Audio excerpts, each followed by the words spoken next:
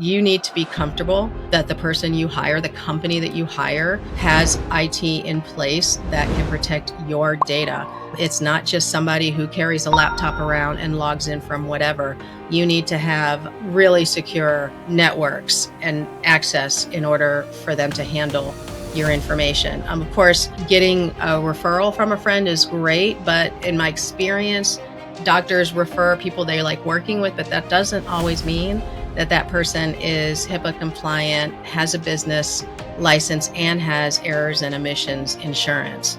This hurts to say, but somebody who has been in practice, opened their business for maybe 6 months or less, I don't know if they would necessarily have all of the infrastructure in place to handle a really heavy client. So a solo doctor, yeah, that's good, training wheels and all that. I don't want to be anyone's training wheels, but sometimes this happens. It's something that I don't think a lot of billers understand when they start their own companies. You need software or some way to manage all of the EOBs, access, the client management. If you hire W-9s, contractors or W-2s and contractors, you need to have payroll, you need to have HR documents. Doctors, just like when you opened up your business, you had to have posters, you had to have this, you had to have that.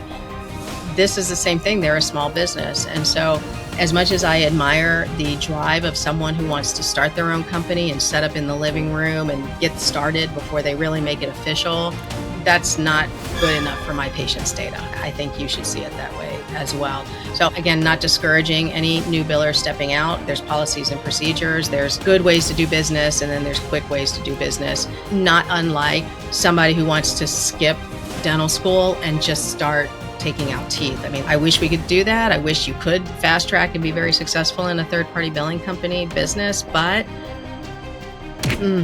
you got to do it the right way, and it could come back to bite you. So there's, fines, all that kind of thing. I would also urge you to use a US-based company with US-based employees.